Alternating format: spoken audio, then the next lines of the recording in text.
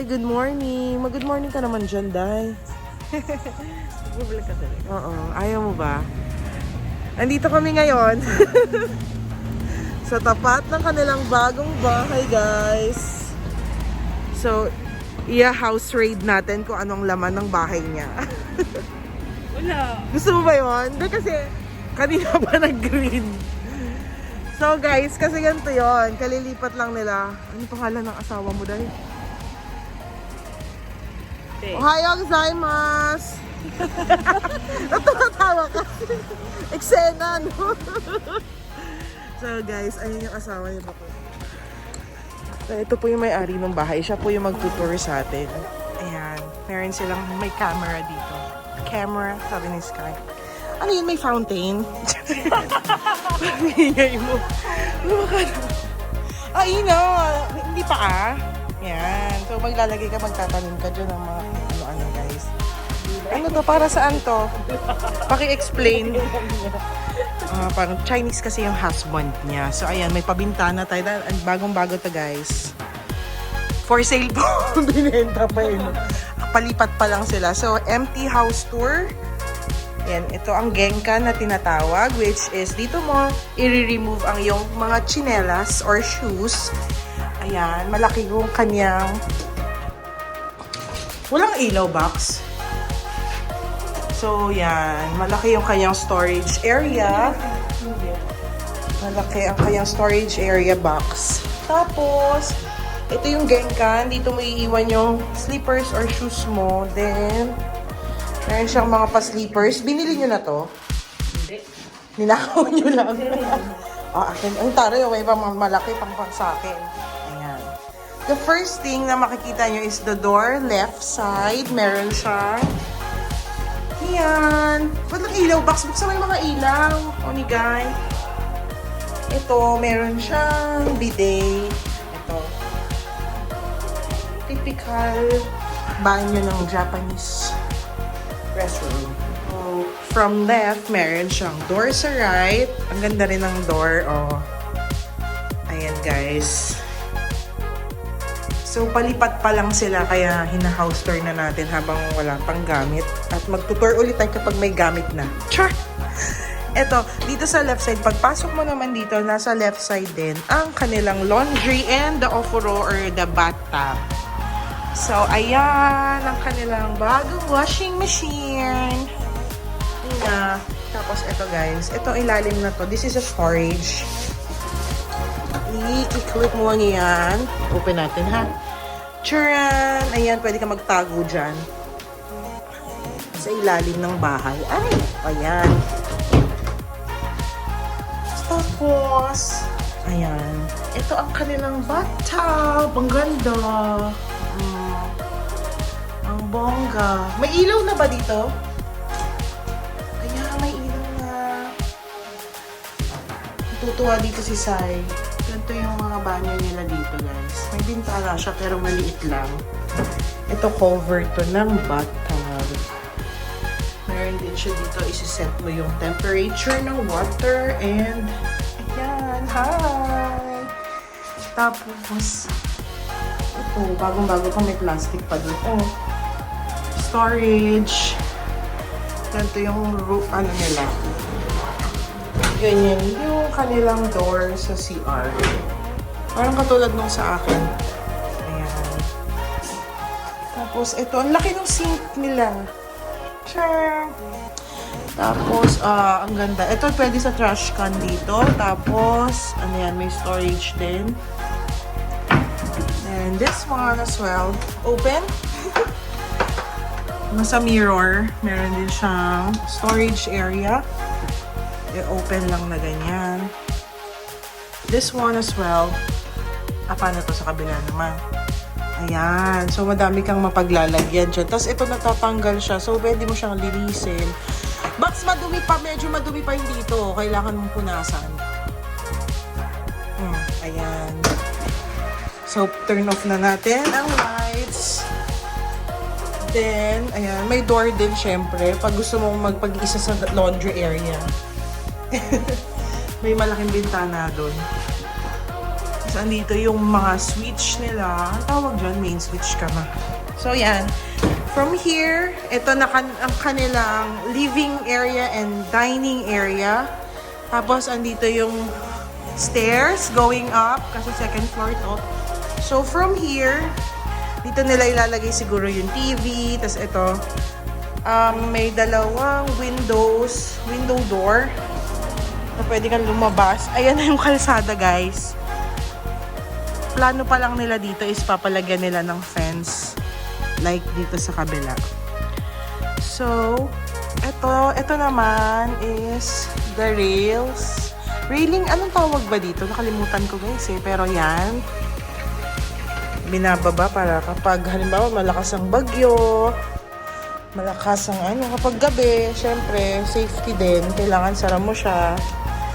Bukod dyan, 3 layer. Meron siyang 3 layer. Ayan, bukod 3 layer na kasi meron siyang railings, meron siyang net para hindi pumapasok ang mga insects or anything na So, ito, mayroong glass. So, open muna natin. Open. Then, ito, from here, dito natin ilalagay. Dito nila ilalagay, hindi pala ako. Kikibahay. Ang ganda, guys. Look. Ayan. Ang simple lang, pero ang ganda. So, dito dapat yung kanilang dining area. And doon siguro ang television. And this is the sofa area. Tapos, ang ganda dito kasi ito, perfect. Pa-order nga po. Gano'n. Ito ang kitchen. Ang ganda ng kitchen nila. Medyo malaki nga lang tong nila, no? Kanilang exhaust fan. Exhaust fan ba? Oo, parang ganyan. Nakalimutan ko. Tapos yan, pagpasok mo dito, sa ilalim ng stairs, meron silang storage area. Ayan. Iniwan na ako nung may-ari ng bahay. Nahihiya daw siya. Then, this is the pantry. Not pantry, but pantry. Ang ganda. O, diba? Aayusin na lang nila yan. Tapos, pwede mo rin ilagay dyan yung mga plates. Keme, ganyan. Tapos, there are a lot of storages as well. Ayan. Ito rin. Buksan natin. Ayan. Tapos, dito, syempre, pwede mo ilagay dito ang rice cooker, lahat ng mga electronics, mga appliances.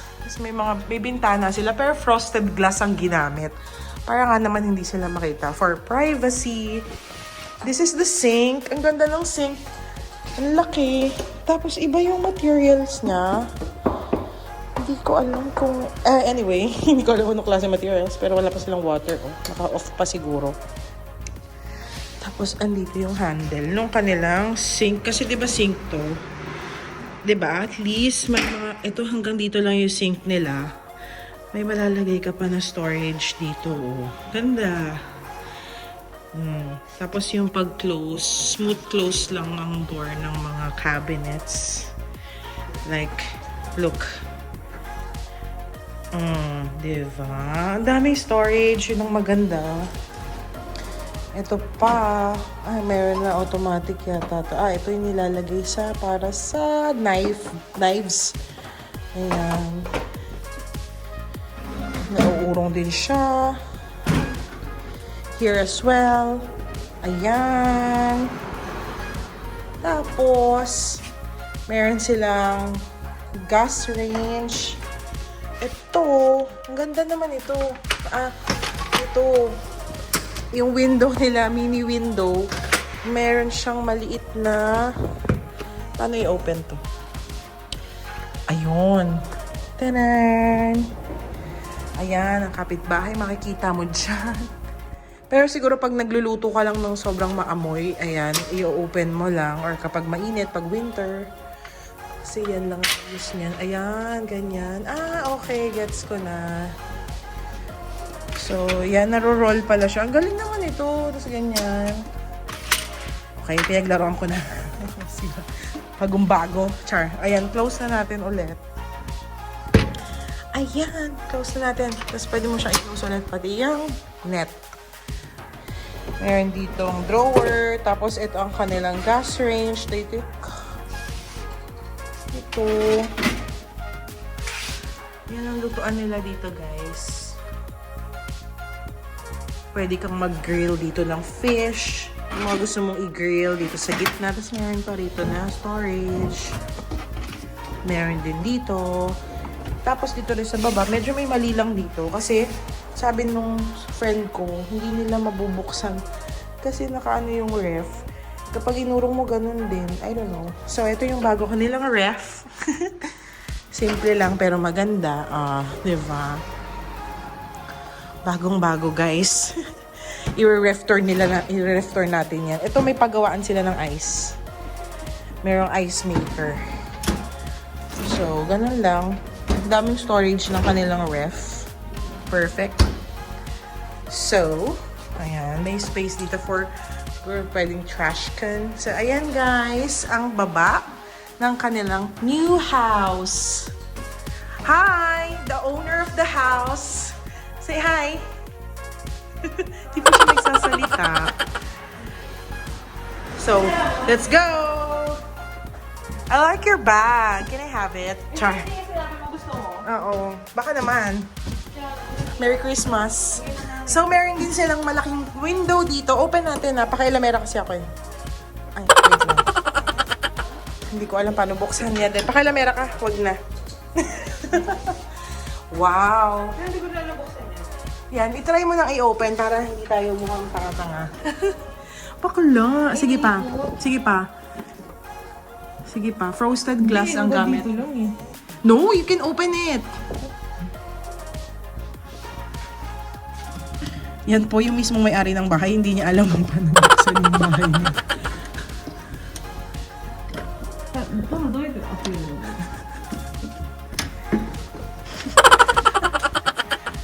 Anong binili ko?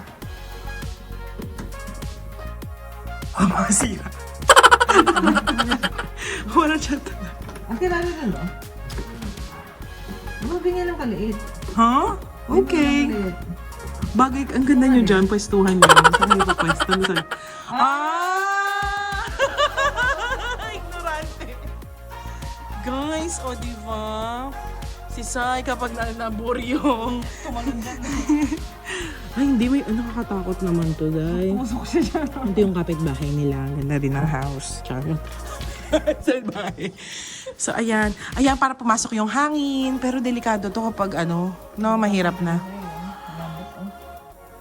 Akad siya dito. Huwag mo na hayaan. So, ganyan lang. Ipapaikot lang natin yung lever. Init. So, pasok na po tayo sa taas. Pasok, akyat. Meron ding saksakan dito, guys. This is a 3-bedroom, I think. So, punta tayo sa left side. May restroom din siya dito. Walang shower area dito, no? Ano lang. Ayan. Okay, oh. Bongga. Tapos, where's the masters? Ah, this is the master. Oh, pinaunahan ko na. Ay, bongga. So, ayan. May storage din siya dito. Ang laki ng storage area nyo. Box. Ayan. Hindi natin isa-isahin yan. Kasi andyan yung mga ibang gamit nila. Ano? Ano yan? Ano to? Gago ka. Huy! Nasa vlog. Okay lang. Patingin! Ito pala itsura ng condom dito, guys. Para sa mga may asawa. Birth control yan eh. So, ayusin mo yung gamit nyo. Maglagay ka dito ng mga railings. Ako maging interior designer niya. Charot! Mainit dito, guys. Oh. Tapos, andito na yung may veranda sila. Connected siya sa isang room, no? Pero usually, yung mga Hapon, dito sila nagsasampay sa labas. Pero grabe naman, box sa ano kayo, oh. Kasada. Pero wala na kayong likod, eh. Unless maglagay ka talaga ng bakod. Alam mo yung bakod na puro kahoy. Charot. Para hindi makikita yung loob. Saan mo maglalagay na ba? Dito? Diyan, para pag nagsasampay ka dito. Ay, oo nga. Hanggang dyan lang pala. May sasakyan ka siya kasi sasakyan dyan. Na lang yan, City Hall. inangkin no? Akin na lang yan. So pwede kayo magsampay dyan. Anyway, at least, di ba?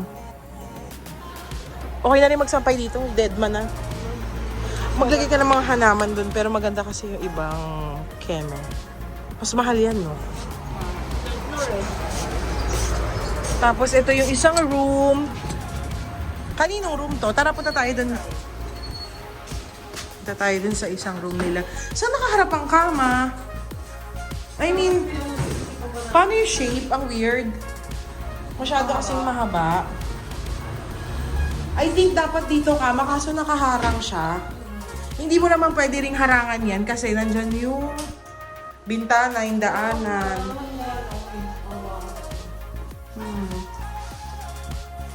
Bahala ka na mag-isip. Daming pinto, guys. Magtatago-taguan. Ito yung next sa right side. Bakla, pwede rin itong masters, oh. Pwede bang... Tapos pwedeng mangupahan. Pwede magpaupa ako dito. 5 lapad. Alis ka na. Sorry, mas mahal yung mga Hindi kapag, alam mo, joke lang. Ka-vlog. Oh, di ba? Pwede ka magpaupa. Ito pa, meron pa silang maliit na room dito. Same lang naman, guys. Pero ang ganda kasi, ang ganda na ng storage area. Oh, ang laki ng storage. Tinambak mo lang dito eh, no? Oh, ayan. Ito nga, isang ganto. Pwede ka na matulog dyan, no? Sa loob. Laki. Diba? Bakit walang ganto sa inyo, Bax? Yung ganto. Doon, sa kabila. Dapat palagyan mo ng ganyan kasi ano... Ay, sa bagay yung mga winter clothes, yan, pwede. So, ito na po ang kabuuan. Meron silang 3 bedroom. So, guys, yun na ang kabuuan ng kanilang house tour for today. And, babalik tayo para sa kanilang... Halagang in-invite ko yung sarili ko. Babalik ako kapag may gamit na, di ba? Thank you, Vax, for inviting us. Thank you, Vax. Kung hindi ka rito, kinakausap kita, bastos ka. Thank you for inviting us to your humble abode. And congratulations sa iyong bagong journey. Congratulations sa bago mong bahay and I hope magtagal kayo dito. Forever house kasi pambayaran nila to hanggang sa tumanda siya. 35 years to pay for how much? Oh, yan. Yun na yun.